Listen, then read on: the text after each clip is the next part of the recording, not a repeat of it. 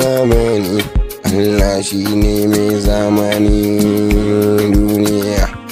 yanayin rayuwan kayan sauyi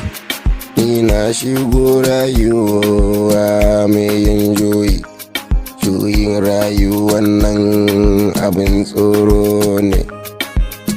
na hango ni rayuwa ta juya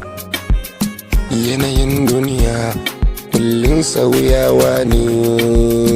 yake yi ne dare da rana duniya na juyi sukan cewa duniya ta lallace zancen ba haka ne ba mutanen cikinta ne ba suke ganin cewa duniya ta lallace duniya tana nan yadda take lamarin ta sukan yi tafi tsarin haka ne fa yake yanayin tafiya ta hakan kullum fa hakan take sauyin da gamu ne ai muso junanmu a tare muso yan uwanmu mun rike junanmu mu dinga kowa san kauna ba butun wani ware ba wani ware kun gane ba wasu wai zance wai kabilu ne a cikin mu ne mu dukkan mu musulmai ne kun gane masoya yan uwa kun gane duniya tana nan yadda take idan kun lura muso junan mu shine sarki Allah mai girma zai ya ba mu kwarin gwiwa cinye jarabawa wannan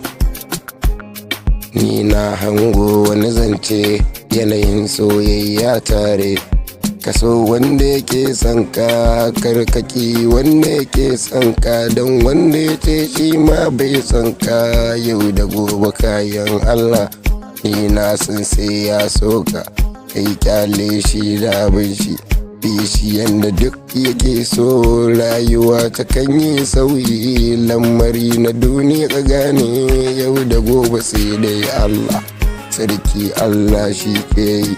mun san shi zai mana yau da gobe mana a tare za ka ga mutan za ka ji mutan yan uwa kuna jin daɗin rayuwa muna rayuwa doron duniya wataran ba mu ba wataran waɗansu ne wataran mun mutu wataran ɗiyanmu ne wataran ɗiyanmu wataran tattaɓa kunne wataran mu sai dai labarinmu sarki Allah kai mana